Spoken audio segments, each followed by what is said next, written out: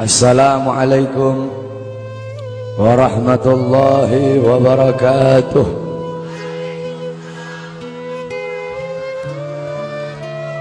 Bismillahirrahmanirrahim.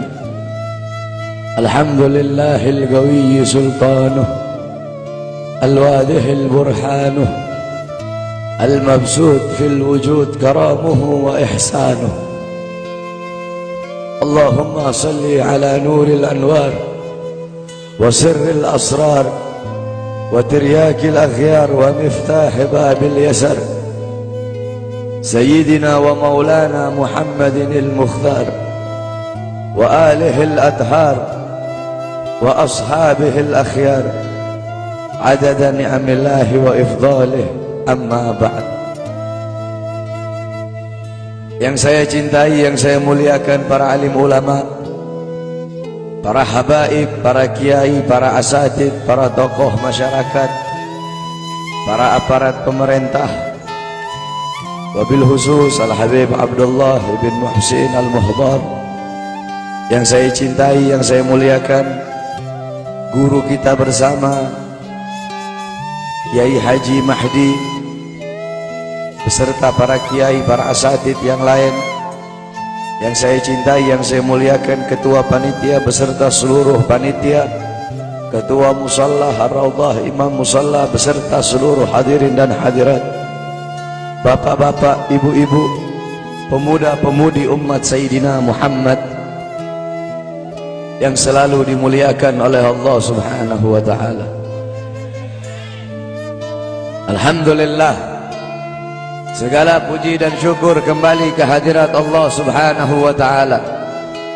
Dialah Allah Subhanahu wa ta'ala, Tuhan seru sekalian alam. Dialah Allah, Raja yang menguasai segala kekuasaan. Dialah Allah Subhanahu wa ta'ala yang maha besar dari segala sesuatu yang besar. Yang besar selain Allah kecil. Dialah Allah Subhanahu wa ta'ala yang maha kaya dari segala sesuatu yang kaya. Yang kaya selain Allah miskin. Dialah Allah Subhanahu wa ta'ala, Raja di atas para raja. Yang raja selain Allah budak. Dialah Allah Subhanahu wa ta'ala yang maha perkasa, yang maha kuat. Yang perkasa selain Allah, yang kuat selain Allah lemah. Dialah Allah Subhanahu wa ta'ala yang maha hidup. Yang hidup selain Allah pasti akan mati. Yang ada selain Allah pasti akan tiada. Yang wujud selain Allah pasti akan binasa.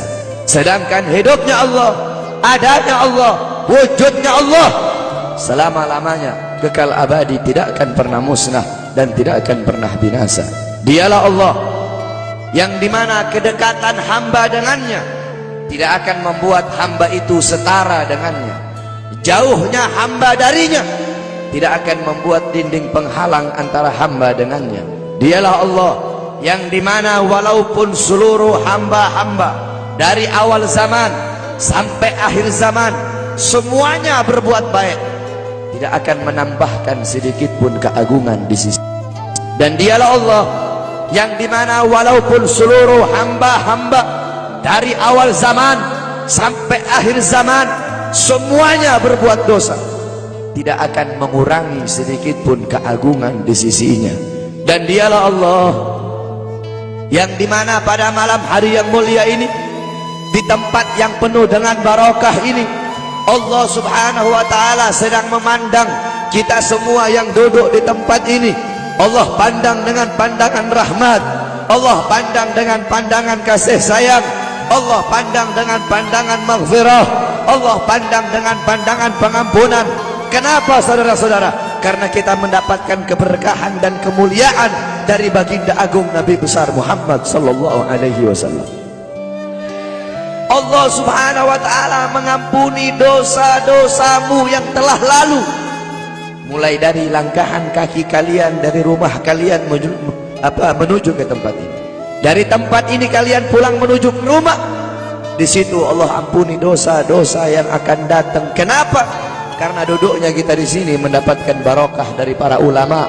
Duduknya kita di sini mendapatkan barokah dari orang-orang saleh. Kita duduk di sini berkumpul bersama para kiai, berkumpul bersama para ustadz, berkumpul bersama orang-orang saleh.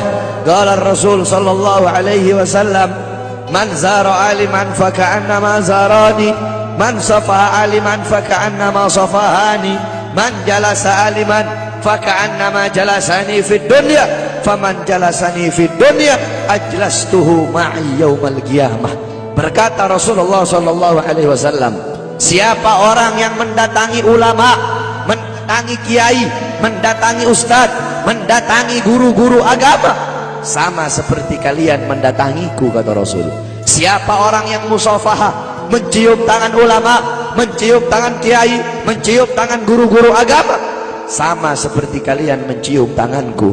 Dan siapa orang yang di dunia duduk berkumpul bersama ulama, duduk berkumpul bersama orang-orang soleh, duduk berkumpul bersama para kiai, sama seperti kalian duduk denganku di dunia.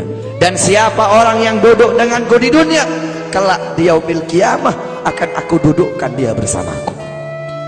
Orang-orang yang beruntung di akhirat, orang-orang yang berbahagia di akhirat, bukanlah orang-orang yang hanya datang sekedar bawa pahala salat, yang hanya datang sekedar bawa pahala zakat, yang hanya datang sekedar bawa pahala haji.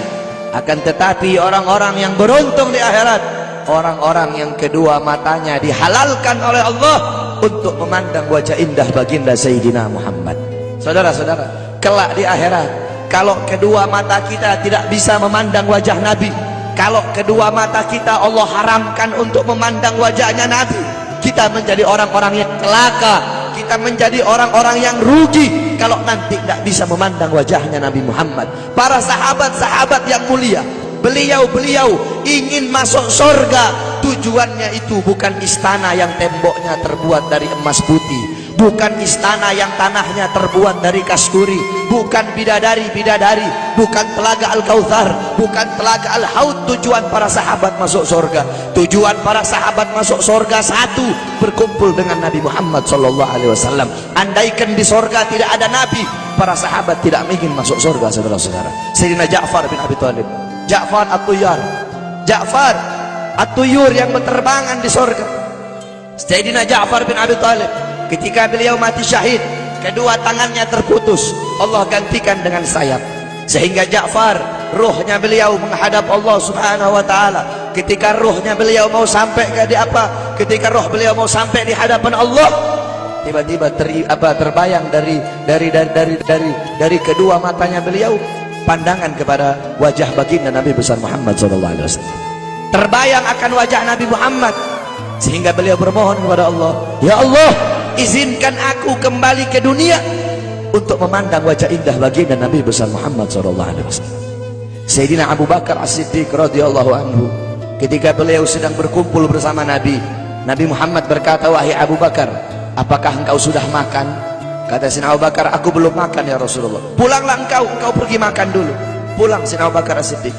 Ketika Sayyidina Abu Bakar As-Siddiq pulang, tidak lama kemudian datang lagi. Kata Rasul, wahai Abu Bakar, aku tidak pernah melihat orang makan secepat itu. Kok cepat banget engkau makan? Apa kata Sayyidina Abu Bakar? Ya Rasulullah, ketika aku akan memakan makanan itu ya Rasulullah, tiba-tiba teringat wajahmu ya Rasulullah. Makanya aku tinggalkan makanan itu dan aku kembali ke sini lebih memilih untuk memandang wajah indahmu ya Rasulullah. Maka rugi, celaka kalau kelak di akhirat kita tidak bisa memandang wajahnya Nabi Muhammad. Nah, bagaimana caranya biar kita bisa memandang wajahnya Nabi? Bagaimana caranya biar kita bisa berjumpa dengan Nabi? Di akhirat kita tidak bakal bisa berjumpa dengan Nabi. Di akhirat kedua mata kita tidak bakal bisa memandang wajah Nabi.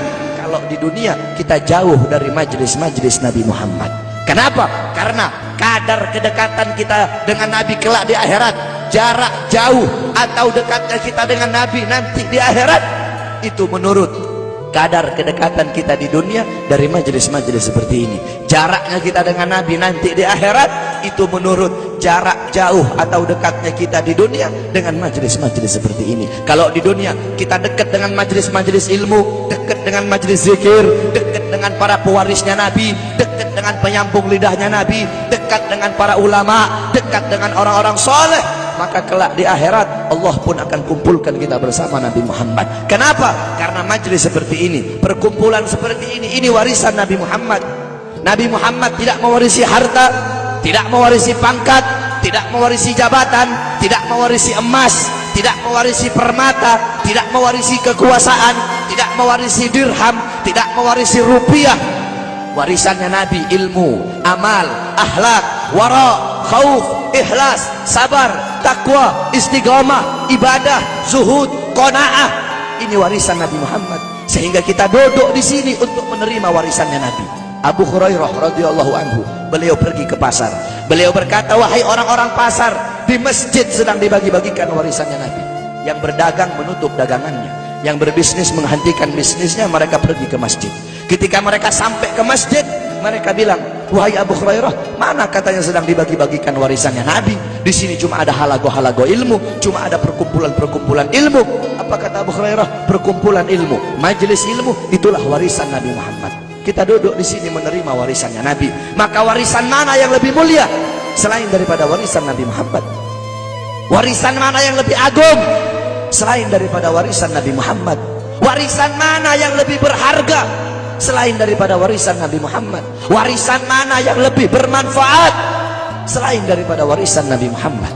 Oleh karena itu bersyukur kita kepada Allah, karena Allah jadikan kita hamba-hamba yang duduk di majelis ilmu. Berapa banyak hamba-hamba di luar sana yang belum Allah berikan petunjuk? Berapa banyak hamba-hamba di luar sana hatinya belum Allah gerakkan untuk duduk di majelis-majelis seperti ini. Qala Rasul, ad-dunya mal'un, mal'unu ma fiha illa dzikrullah wa ma wala wa'aliman aw muta'alliman. Dunia ini terkutuk, dunia ini hina, dunia ini bejat, dunia ini biadab, wa ma fiha, dan hal-hal yang ada di dalamnya illa dzikrullah, kecuali orang-orang yang mengingat Allah, orang-orang yang berzikir kepada Allah, yang hatinya berhubungan dengan Allah, yang hatinya bersambung kepada Allah, yang hatinya mencintai Allah, yang hatinya takut kepada Allah, yang mengalir akan air matanya karena takut kepada Allah, yang lidahnya basah dengan Al-Quran, dengan zikir, dengan tahlil, dengan tahmid, dengan tasbih, dengan takbir, dengan tamjid, dengan salawat. Orang-orang yang taat kepada Allah, yang patuh kepada Allah, yang tunduk kepada Allah, yang bertakwa kepada Allah, yang menghambakan dirinya kepada Allah. Orang-orang yang tidak menyembah selain Allah, orang-orang yang lupa kepada selain Allah, orang-orang yang di saat hamba-hamba yang lain sedang terlelap dalam tidurnya, mereka bangun, mereka bersujud, berteguk lutut memohon kepada Allah Subhanahu wa taala. Orang-orang yang menghidupkan malam-malamnya untuk beribadah kepada Allah. Wa aliman, orang-orang yang alim, orang-orang yang soleh, para kiai, para ustadz, para guru-guru agama. Wa muta'alliman, para penuntut ilmu yang suka duduk di majelis ilmu, di pesantren, di masjid, di musalla untuk menuntut ilmunya Allah. Cuma ini golongan yang mulia di muka buminya Allah. Selain daripada itu, yang sibuk dengan urusan dunia, yang sibuk dengan urusan harta, yang sibuk dengan urusan bisnis, yang sibuk dengan urusan pangkat, yang sibuk dengan urusan jabatan, siapapun, saya kek, kiai kek, habib kek, ustadz kek, lurah kek, camat kek, bupati kek, wali kota kek, gubernur kek, menteri kek, presiden kek, siapapun yang sibuk dengan urusan dunia sehingga lalai, sehingga lupa, sehingga ghafir, sehingga lupa kepada Allah, sehingga lalai dari kewajiban, maka termasuk dalam mal'un yang dikatakan oleh baginda Nabi besar Muhammad sallallahu alaihi wasallam. Oleh karena itu bersyukur kita kepada Allah. Ini nikmat yang luar biasa, ini nikmat yang agung. Allah kumpulkan kita bersama ulama. Kedua mata kita memandang wajah para ulama, kedua mata kita memandang wajah ulama. Ini suatu anugerah yang luar biasa, saudara-saudara. Di zamannya Syekh Abu Yazid Al-Bustami, ketika itu sedang ditimpa musim kemarau. Orang-orang kampung berkumpul, mereka sholat istisqa, mereka sholat minta hujan. Berkali-kali mereka sholat, tapi nggak turun-turun hujan. Akhirnya datang seorang anak muda. Anak muda itu mengangkat tangan dan berkata, Ya Rab, bihaqqi ma fi ra'si inzil matar. Ya Allah, demi hak yang ada di dalam kepalaku, turunkan hujan. Tiba-tiba turun hujan. Orang-orang kampung menghampiri anak muda tersebut dan berkata, wahai anak muda, kami berkali-kali sholat minta hujan, tapi nggak turun-turun hujan. Engkau satu kali kau minta, satu kali kau berdoa kepada Allah dengan membawa hak yang ada dalam kepalamu, Allah terima kau punya doa. Memangnya dalam kepalamu itu ada apa? Anak muda tersebut berkata, di dalam kepalaku ada kedua bola mata, yang dimana kedua bola mata ini pernah aku gunakan untuk memandang wajahnya Syekh Abu Yazid Al-Bustami. Berkat kedua mata, sebab kedua mata yang pernah memandang wajah beliau, sebab kedua mata yang pernah memandang wajah orang soleh, maka aku bawa kedua mata ini menghadap Allah dengan harapan agar Allah menerima doaku, dan Allah pun menerima doaku. Itu kedua mata yang memandang wajah orang soleh. Maka bagaimana kalau kita duduk berkumpul bersama ulama? Kata Rasulullah, satu kali pandanganmu engkau memandang orang alim, engkau memandang orang ahli agama, pandanganmu itu lebih mulia, lebih baik, lebih utama daripada engkau menyedekahkan 1000 kuda untuk orang-orang yang berjuang di jalan Allah. Fadil Mugaddam Muhammad bin Ali Ba'alawi, di zaman beliau, ketika itu beliau sudah meninggal. Fadil Mugaddam, beliau adalah Ustadzil A'dham. Beliau seorang guru besar. Beliau Syekhus Syuyukhus Syariah, gurunya para guru-guru syariat. Bukan guru syariat, tapi gurunya para guru-guru syariat. Qudwatul Muhaqqiqin, pedoman para ahli hakikat, Tajul A'immatil Arifin.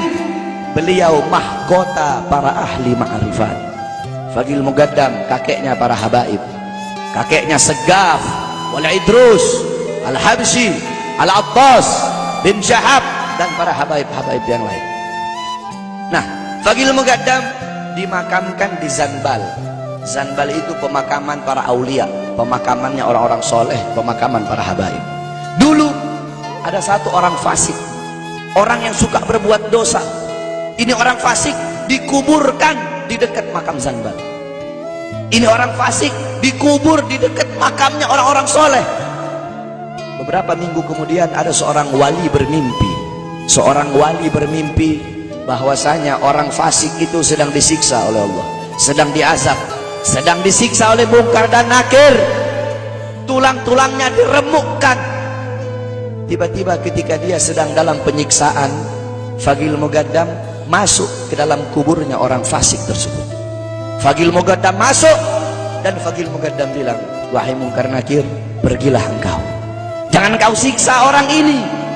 Dengan engkau menyiksanya, teriakan dia, jeritannya dia mengganggu zikirku kepada Allah Subhanahu wa ta'ala. Orang fasik tersebut dapat syafaat hanya karena kuburnya dekat dengan makomnya orang soleh. Maka bagaimana kalau kita di dunia dekat dengan ulama, duduk bersama orang-orang soleh? Dalam sebuah athar, Allah Subhanahu wa ta'ala bertanya kepada Jibril tentang seorang hamba. Wahai Jibril, tanya kepada hamba tersebut, apakah dulu ketika di dunia dia pernah duduk bersama ulama? Ditanya oleh Jibril, tidak pernah, aku tidak pernah duduk bersama ulama. Tanya kepadanya, apakah dia pernah makan bersama ulama? Ditanya, dia bilang tidak pernah makan bersama ulama.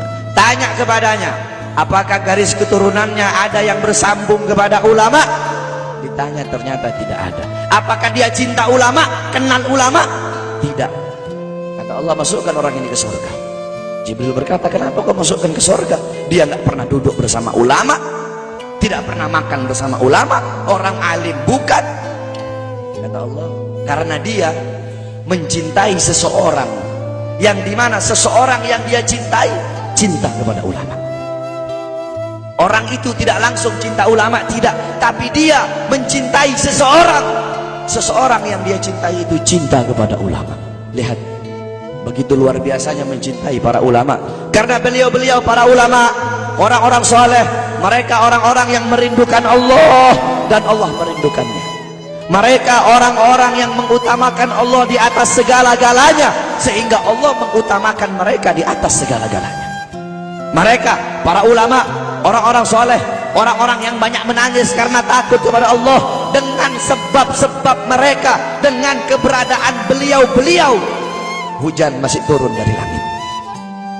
Dengan sebab beliau-beliau, orang-orang yang takut, yang banyak menangis, karena beliau-beliau, bumi masih menumbuhkan tumbuh-tumbuhan untuk kita. andaikan tidak ada beliau-beliau, tidak ada para ulama, tidak ada orang-orang soleh, tidak ada para salafun soleh, tidak ada para solihin, tidak ada para waliullah, tidak ada orang-orang yang takut kepada Allah, langit tidak mau menurunkan hujan untuk kita, saudara-saudara. Oleh karena itu bersyukur kita kepada Allah. Allah kumpulkan kita bersama para ulama, Allah kumpulkan kita bersama orang-orang soleh. Ini kemuliaan yang Allah berikan kepada kita sebagai umat Nabi Muhammad. Saudara-saudara, kita duduk di majelis yang mulia ini untuk memperingati Isra wal Mi'raj baginda Nabi besar Muhammad SAW. Kita duduk di sini, kita tidak pernah memandang langsung wajahnya Nabi, kita tidak pernah berjumpa langsung dengan Nabi, kita tidak pernah duduk bersama-sama dengan Nabi. Untuk apa kita duduk di sini kalau bukan karena iman dan cintanya kita kepada Nabi Muhammad? Padahal kita tidak pernah bertumpah dengan Nabi, bertemu dengan Nabi tidak pernah, duduk bersama Nabi tidak pernah. Tapi kita beriman kepada Nabi Muhammad, kita cinta kepada Nabi Muhammad. Kita umat yang dirindukan oleh Nabi, umat yang dicintai oleh Nabi. Rasulullah ketika beliau sedang duduk bersama para sahabat, Rasulullah berkata, wahai para sahabat, tahukah kalian golongan-golongan yang soleh? Tahukah kalian golongan-golongan yang mulia? Sahabat berkata, apakah para malaikat ya Rasulullah? Rasul berkata, bagaimana mungkin malaikat tidak mulia sedangkan mereka berada di sisi Allah? Ada lagi yang mulia. Apakah para nabi dan rasul? Bagaimana mungkin nabi dan rasul tidak mulia sedangkan Allah menurunkan wahyu untuk mereka? Ada lagi yang mulia. Apakah kami ya Rasulullah? Bagaimana mungkin kalian para sahabatku tidak mulia sedangkan aku berada di tengah-tengah kalian? Ada lagi yang mulia. Kata sahabat, Allah dan engkau yang lebih tahu ya Rasul. Rasulullah menundukkan kepala, Nabi Muhammad menundukkan kepala. Dari kedua pelupuk mata beliau mengeluarkan air mata, membasahi pipi beliau sampai ke janggutnya beliau. Beliau menundukkan kepala sambil menangis dan beliau berkata, golongan yang mulia ini, golongan yang soleh ini, mereka golongan-golongan yang adanya nanti di akhir zaman. Mereka tidak pernah duduk bersamaku, mereka tidak pernah memandang wajahku, mereka tidak pernah mendengar langsung kata-kataku, akan tetapi mereka beriman kepadaku, kata Rasul.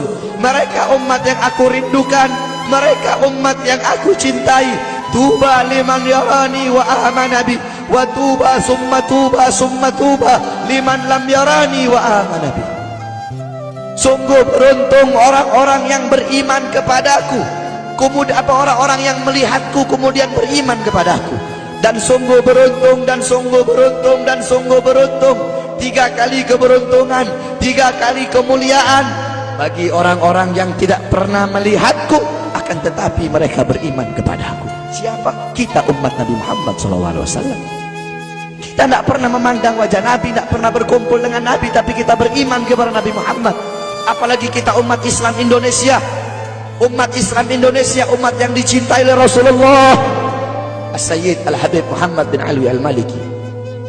Ketika beliau berziarah ke makam Nabi Muhammad, dalam keadaan sadar beliau berjumpa langsung dengan Nabi Muhammad. Di belakang Nabi Muhammad ada ribuan orang. Habib Muhammad pun bertanya, ya Rasulullah, siapa yang ada di belakangmu ini ya Rasulullah? Ribuan orang ini, ribuan golongan ini, siapa ya Rasulullah? Rasulullah berkata, ini mereka yang ada di belakangku. Mereka adalah umat Islam yang aku cintai. Mereka umat Islam yang ada di Indonesia, kata Rasulullah SAW. Kita dicintai oleh Rasul. Kenapa? Coba kita lihat di Indonesia, saudara-saudara. Kalau bulan Maulud, kalau bulan Rabiul Awal, di kampung-kampung, di musola-musola, setiap masjid, setiap langgar, setiap pesantren, setiap RT, setiap RW pasti bikin maulid Nabi Muhammad.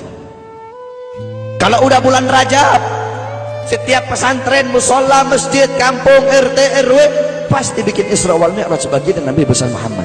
Negara-negara yang lain, tempat-tempat yang lain tidak seperti kita, saudara-saudara. Makanya kita menjadi umat yang dicintai oleh Rasul, umat yang dimuliakan oleh Nabi Muhammad, umat yang dirindukan oleh Nabi Muhammad SAW. Allah berkata dalam Al-Quran, laqad ja'akum rasulun min anfusikum azizun alaihi ma'anittum harisun alaikum bil mu'minina raufur rahim. Hei sekalian umat manusia, yang kaya, yang muda, yang tua, yang muda, yang kaya, yang miskin, mulai pejabat sampai rakyat, ulama sampai umat. Hei sekalian umat manusia, laqad ja'akum, telah sampai kepada kalian, telah datang kepada kalian rasulun, utusan Allah, min anfusikum, dari golongan kalian manusia, azizun alaihi ma'anittum, sungguh berat baginya penderitaan yang kau alami, sungguh berat baginya kesusahan yang kau alami. Sebelum kalian susah, dia lebih dahulu susah. Sebelum kalian menderita, dia lebih dahulu menderita. Sebelum kalian menangis, dia lebih dahulu menangis. Sebelum kalian berdarah, dia lebih dahulu berdarah. Azizun alaihi ma'antum harisun alaikum, dia menjaga kalian, menjaga akidah kalian, keyakinan kalian, tauhid kalian, syariat kalian, sholat kalian, agar kalian tidak menyimpang, agar kalian tidak tersesat, agar kalian tetap berada di jalannya Allah. Bil mu'minina raufur rahim, kepada orang-orang yang beriman beliau sangat cinta, beliau sangat sayang, beliau mencintaimu sebelum engkau mencintainya, beliau merindukanmu sebelum engkau merindukannya. Siapa beliau? Siapa dia? Dia adalah seorang manusia yang mengorbankan jiwanya, mengorbankan nyawanya, mengorbankan darah dan hartanya demi kita sebagai umat. Beliau kepanasan, kedinginan, 3 hari 3 malam makan, mengganjal perutnya dengan sebongkah batu. Perut suci beliau berbunyi. Kelaparan bukan untuk dirinya, kelaparan bukan untuk anak cucunya, kelaparan demi kita sebagai umat. Beliau seorang manusia yang pipinya pernah tertusuk duri sampai tembus ke sebelah demi kita sebagai umat. Beliau seorang manusia yang pernah wajah beliau dilempari kotoran demi kita sebagai umat. Lupakah kalian dengan air mata beliau yang menetes setiap malam demi kalian? Lupakah kalian darah suci beliau yang menetes ketika berada di kota Taif, dilempari batu demi kalian? Ketika beliau pergi ke kota Taif, dahi beliau dilempar batu, darah ke beliau keluar. Ketika darah itu jatuh, ditampung darah beliau, ditampung darahnya. Sahabat berkata, ya Rasul, kenapa kau tampung darahmu ya Rasul? Rasul berkata, andaikan darahku jatuh di atas tanah Taif, penduduk kota Taif akan ditenggelamkan oleh bumi, sedangkan mereka adalah umatku. Luar biasa kasih sayang Nabi kepada kalian. Tetapi kita sebagai umat tidak tahu diri. Kita sebagai umat merusak sunnahnya. Kita sebagai umat melanggar ajarannya. Kita sebagai umat semakin hari semakin jauh darinya, meninggalkan pakaiannya, meninggalkan ajarannya, meninggalkan sunnahnya, meninggalkan kepribadiannya, meninggalkan akhlaknya, meninggalkan Al-Qur'annya. Rasulullah SAW yang dimana gal Sayyidina Ali karamallahu wajhah, inna Rasulullah fi akhir nafsi harragat syafataihi marratain fa'algaitu sam'i fasami'tuhu yaqul ummati ummati faqubida Rasulullah sallallahu alaihi wasallam wa qala law kanat ad-dunya tadumu li wahidin la kana Rasulullah sallallahu alaihi wasallam fiha mukhallada. Dari Sayyidina Ali karamallahu wajhah, ketika akhir-akhir detik-detik kematiannya Rasulullah, beliau mendengar, beliau melihat dari bibir Rasulullah bergerak dengan 2 kali gerakan. Beliau mendekatkan telinganya, mendekatkan pendengarannya, dan beliau mendengar Rasulullah berkata ummati ummati. Faqubida Rasul, meninggal Rasulullah SAW. Ketika nyawa Rasulullah akan dicabut, Rasulullah berkata kepada Jibril, wahai Jibril, aku belum puas meninggalkan umat. Aku tidak mau meninggalkan mereka dalam keadaan belum diberi jaminan oleh Allah. Wahai Jibril, sampaikan kepada Allah, aku tidak minta jaminan untuk diriku, aku tidak minta jaminan untuk keluargaku, aku minta jaminan untuk umatku. Wahai Jibril, sampaikan kepada Allah. Jibril pun pergi kepada Allah. Jibril pun berkata, ya Allah, kekasihmu Muhammad meminta jaminan untuk umatnya. Allah bilang, wahai Jibril, katakan kepada Muhammad, aku tidak akan menghinakan umat Muhammad. Basyirhu fa innahu awwalu nasin kharijum minal ardi idza bu'isu. Kemudian beliau ditarik lagi nyawa beliau berkata, ya Khalil Israel, wahai kekasihku Israel, apakah seperti ini rasa sakit ketika dicabut nyawa? Israel berkata, iya ya Rasulullah, seperti inilah rasa sakit ketika dicabut nyawa ya Rasulullah.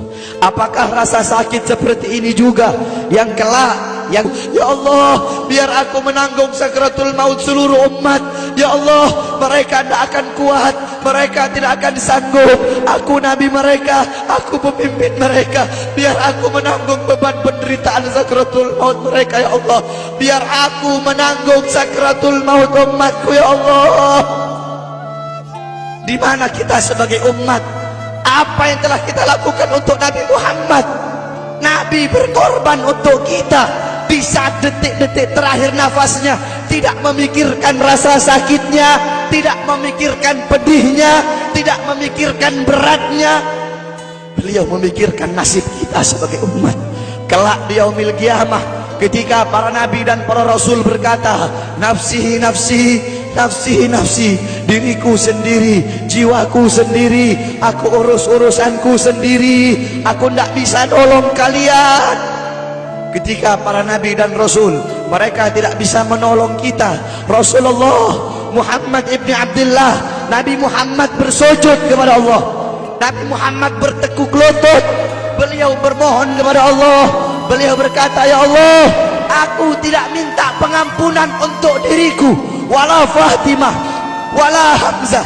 Aku tidak minta pengampunan untuk Fatimah, aku tidak minta pengampunan untuk Hamzah, aku cuma minta pengampunan untuk umatku ya Allah, untuk umatku ya Allah.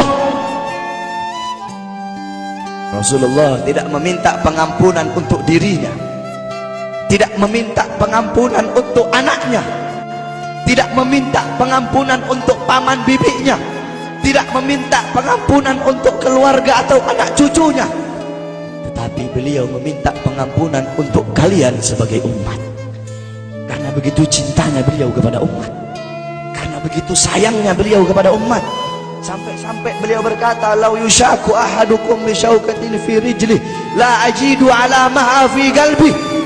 Andaikan kalian, salah satu dari kalian kakinya tertusuk duri, andaikan salah satu dari kita yang duduk di sini kaki kita ada yang terkena duri, pasti kita merasakan sakit.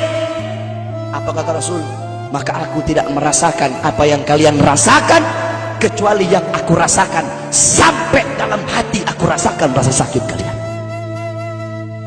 Lihat bagaimana cintanya Rasul kepada kita. Apa yang sudah kita lakukan untuk Nabi? Sudahkah kita mengorbankan kedua mata kita untuk memandang hal-hal yang disukai oleh Nabi? Sudahkah mengorbankan kedua tangan kita memberi makan golongan-golongan yang dicintai oleh Nabi? Mengorbankan lidah kita untuk mendakwahkan, mensuarakan ajaran syiar Nabi?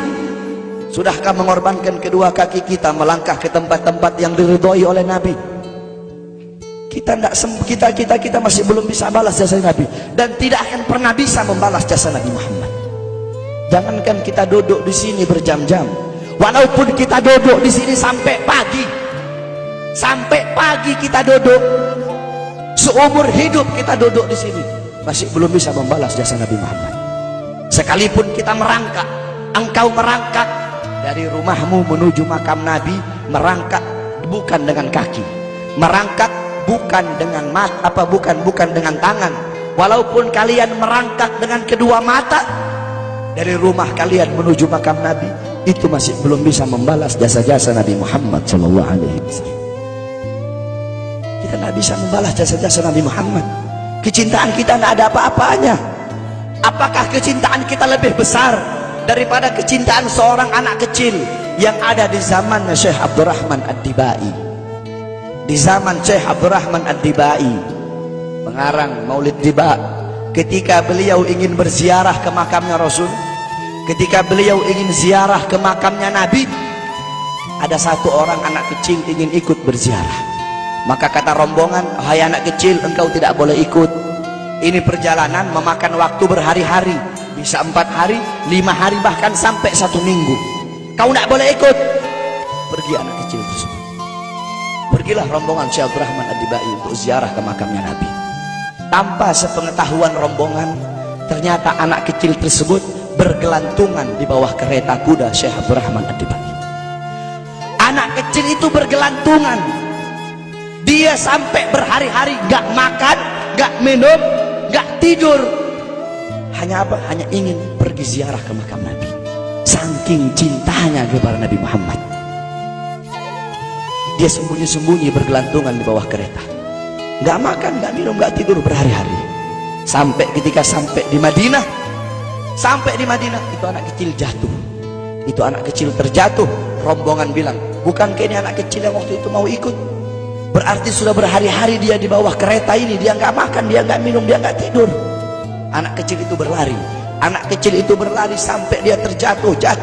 Saking bahagianya, dia sudah sampai di Madinah. Dia ambil debu-debu Madinah, pasir Madinah, dia ambil, dia usapin ke mukanya. Saking bahagianya, sampai itu anak mati. Anak kecil tersebut mati membawa kecintaannya kepada Nabi Muhammad. Anak kecil itu mati, gak makan berhari-hari, gak tidur, gak minum, hanya ingin ziarah ke makam Nabi Muhammad. Padahal anak kecil itu tidak pernah memandang Nabi, tidak pernah berkumpul dengan Nabi, tapi kecintaannya luar biasa kepada Rasulullah. Akhirnya anak itu dimakamkan oleh Syekh Abdul Rahman Ad-Dibai di Madinah. Anak kecil itu dimakamkan di Madinah. Nah, setiap tahun Syekh Abdul Rahman Ad-Dibai ziarah ke makamnya Nabi, pasti ziarah ke makam itu anak kecil. Yang anehnya, setiap Syekh Abdul Rahman Ad-Dibai ziarah makam anak kecil tersebut, kubur anak kecil tersebut bergeser dengan sendirinya mendekati makam Nabi Muhammad SAW. Sampai sekarang makam anak kecil itu ada di samping Masjid Nabawi. Saking cintanya anak kecil tersebut kepada Rasulullah SAW. Kecintaannya kita nggak ada apa-apanya. Kita tiap hari maksiat, tiap hari berbuat dosa, melakukan hal-hal mungkarat, dhalalat, sayyiat. Takutlah kita kepada Allah. Kembalilah ke ajaran Nabi Muhammad. Jadikan beliau sebagai teladanmu, jadikan beliau sebagai pedomanmu. Hidupkan rumah tanggamu dengan ajaran beliau. Hidupkan kampungmu dengan dengan ajaran dan sunnah beliau. Jadikan rumah tanggamu rumah tangga Sayyidina Muhammad, kampungmu kampung Sayyidina Muhammad, desamu desa Sayyidina Muhammad, kotamu kota Sayyidina Muhammad. Man tasyabbaha biqaumin fahuwa minhum. Barang siapa yang mengikuti suatu kaum, maka dia sama dengan kaum tersebut. Kalau engkau mengikuti Nabi, mengikuti ajarannya Nabi, mengikuti sunnah-sunnahnya Nabi, Rasul yang kau jadikan teladan, Rasul yang kau jadikan pedoman, maka beliau-beliau dimuliakan oleh Allah, kita pun akan dimuliakan oleh Allah. Kita lihat anak-anak muda kita zaman sekarang, pemuda-pemudi kita zaman sekarang, yang dijadikan teladan bukan Rasul, yang dijadikan teladan bukan Nabi Muhammad, bukan sahabat, bukan ahlul bait, bukan tabi'in, bukan ulama, bukan solehin. Anak-anak muda kita mengikuti budaya barat, mengikuti pola pikir barat, gaya hidup barat, gaya berpakaian barat, meninggalkan ajaran Nabi Muhammad, meninggalkan pakaian Nabi dan memakai pakaian musuh-musuh Nabi Muhammad, meninggalkan kepribadian Nabi dan memakai kepribadian musuh-musuh Nabi Muhammad SAW. Berapa banyak anak-anak muda kita di Indonesia rela menahan sakit, rela menahan sakit, menindik kupingnya, dia tindik kuping, tindik bibir, tindik telinga, semua satu muka ditindik, ditato, rela tahan sakit. Untuk apa? Untuk mengikuti idolanya orang-orang barat. Tetapi sudahkah anak-anak kita rela menahan sakit, duduk lama-lama di majelis Nabi Muhammad? Sudahkah anak-anak muda kita rela menahan sakit, iktikaf di masjid? Kenapa? Karena kita sebagai orang tua lalai dalam mendidik anak. Bapak-bapak zaman sekarang sibuk cari harta untuk ngasih makan jasmani anak-anaknya, tetapi lupa memberi makan ruhani, jiwa dan hati anak-anaknya. Apakah kau pikir kewajiban sebagai bapak cuma kasih makan jasmaninya saja, ruhaninya, jiwanya, hatinya tidak kau kasih makan. Hati 3 hari gak kena ilmu, hati mati. Tanyakan bapak-bapak, tanyakan